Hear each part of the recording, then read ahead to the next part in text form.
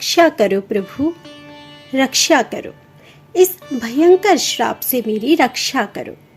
वह अपनी दुर्भाग्य पर आक्रंद कर रहा था। स्वर्ग लोक से सीधा पृथ्वी लोक में पत्थर, और वह भी इतनी पीड़ादायक बीमारी के साथ। आखिर अपराध क्या था उसका जो उसे इतना बड़ा दंड मिला? हरे कृष्णा। जम्बू द्वीप अर्थात पृथ्वी पर यह स्वर्ग समय था। इस समय हवा में धर्म और नीति की सुगंध बह रही थी।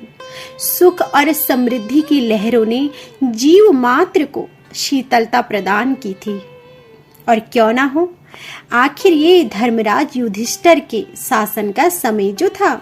जो राजा अपने शाश्वत धर्म का पालन करता हो और शास्त्रों तथा गुरु का सम्मान करता हो, उसके राज्य की प्रजा सबसे अधिक सौभाग्यशाली होती है। काल यंत्र के ऐसे ही एक दौर में एक समय महाराज युधिष्ठिर और भगवान श्री कृष्ण के मध्य कुछ महत्वपूर्ण चर्चा हो रही थी।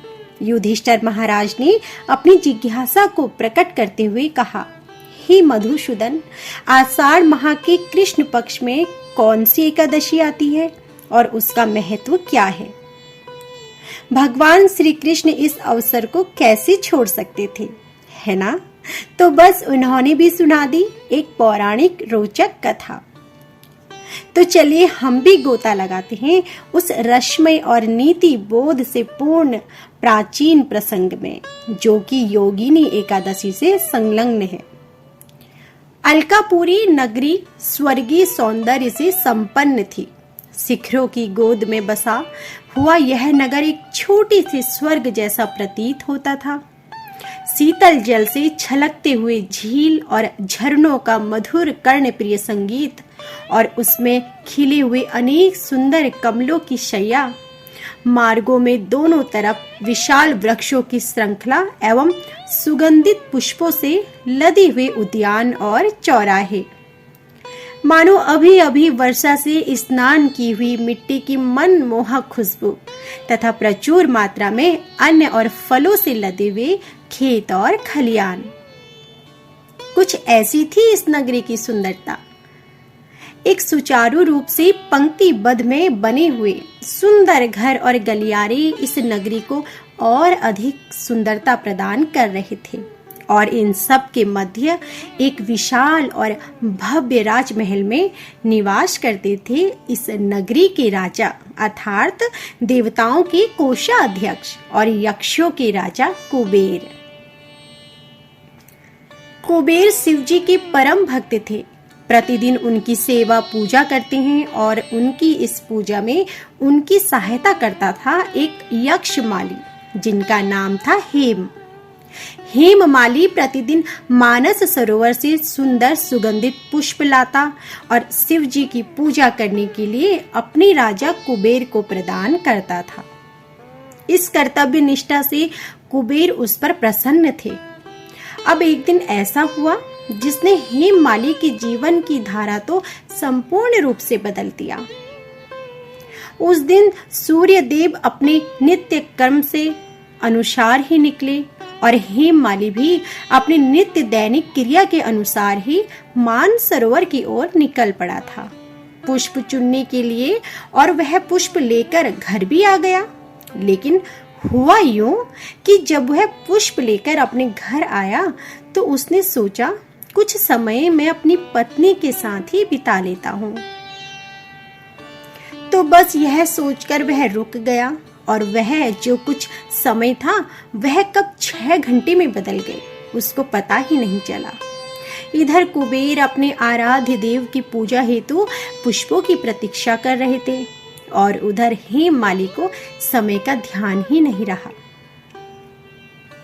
जब इतनी देर प्रतीक्षा करने के बाद भी हेम माली नहीं आया तो कुबेर ने क्रोध में आकर अपने एक सैनिक को हेम माली के घर भेजा। और जब सैनिक वहां पहुंचा तो उसने देखा कि हेम माली तो अपनी पत्नी के साथ वार्तालाप करने में व्यस्त था। बस फिर क्या था, उसने यह बात जाकर राजा कुबेर को बताई। यह जानकर राजा को जो क्रोध आया मत पूछिए। और उन्होंने तुरंत ही हेममाली को राज दरबार में उपस्थित होने का आदेश दिया। अब इधर हेममाली को बुलाने के लिए जब सैनिक उनके घर पर गया तो हेममाली को भी इस बात का एहसास हुआ कि उसने कितना बड़ा अपराध किया था। अपनी भूल स्वीकार करने हेतु वह राजा के समक्ष उपस्थित हुआ। उसके पैर कांप रहे थे और सिर झुका हुआ था। हेममाली को देखते ही अत्यंत क्रोधित कुबेर चिल्ला उठे, अरे मूर्ख, अधर्म का आचरण करने वाले महापापी, तुमने अपनी पत्नी के प्रति आसक्ति के कारण आज मेरे आराध्य देव शिवजी की उपासना को भंग किया है, और यह मात्र तुम्हारे इंद्र तृप्ति की इच्छा के कारण हुआ है। इसलिए मैं तुम्हें श्राप देता हूं कि इसी क्षण तुम्हें कोढ़ की बीमारी होगी, और अब इसलिए तुम अपनी पत्नी से भी दूर हो जाओगे। निकल जाओ यहाँ से। हेममाली को मिले इस श्राप के कारण वह उसी क्षण कोढ़ग्रस्त हो गया और वह अलकापुरी से गिरकर मृत्यु लोक में जा पहुंचा। कोढ़ की इस बीमारी ने उसके जीवन को अत्यंत दुखी कर दिया था। कोई उसे अपने पास रखना ही नहीं चाहता था और ना ही उसे खाने या पीने के लिए कुछ मिल पाता। दिन भर उसे सुख नहीं मिलता और रात्रि को नींद नहीं आती। इस प्रकार उसने भिन्न भिन्न स्थानों में भटकते हुए अनेक वर्ष व्यतीत कर दिए। पिछले जन्म में हेममाली ने शिवजी की आराधना करने में कुबेर की सहायता की थी और उसी के परिणाम स्वरूप उसे अपने पूर्व जन्म का ज्ञान था, और आखिरकार एक दिन उसके पुण्य का उदय हुआ और भटकते भटकते पहुंच गया मेरु पर्वत पर। उस स्थान पर महर्षि मार्कंडेय जी का आश्रम था, और आप तो जानते ही हैं कि मार्कंडेय ऋषि कितने विद्वान और तपस्वी हैं। बस यह बात हेममाली को भी पता थी। ऋषि को देखते ही हेममाली ने दूर से ही उन्हें दंडवत प्रणाम किया। ये देखकर करुणामय मार्कंडेय ऋषि ने हेममाली को अपने पास बुलाया और पूछा, हे वत्स, तुम कौन हो और तुम्हारी यह दुर्दशा किस प्रकार हुई है? ऋषि के प्रेम पूर्ण वचन सुनकर हेममाली का हृदय भर आया और उसने अश्रुपूरित नेत्रों से अपने पूर्व जन्म की आप बीती कथा सुनाई और उसके द्वारा हुए अपराध के विषय में भी बताया। अंत में उसने हाथ जोड़कर अत्यंत विनम्रता से ऋषि से कहा, पूर्व जन्मों के कर्मों के कारण मुझे आपके दर्शन करने का सौभाग्य प्राप्त हुआ है। कृपया आप मेरा मार्गदर्शन करें कि मैं इस पीड़ादायक स्थिति से कैसे मुक्त हो सकता हूँ। ऋषि मार्कंडेय जी ने कहा, हे पुत्र, आषाढ़ माह के कृष्ण पक्ष में योगिनी एकादशी आती है। उसका तुम नियम पूर्वक पालन करो और परम भगवान श्री जनार्दन की आराधना करो। इससे तुम अपने समस्त पाप कर्मों से मुक्त हो जाओगे और अपने धाम को वापस जाओगे।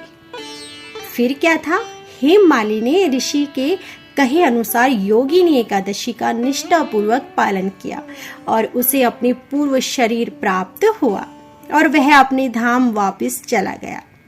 वैसे ये कथा का अंत नहीं होता है। वापस चलते हैं युधिष्ठिर महाराज के महल में, जहां भगवान श्री कृष्ण यह कथा सुना रहे थे।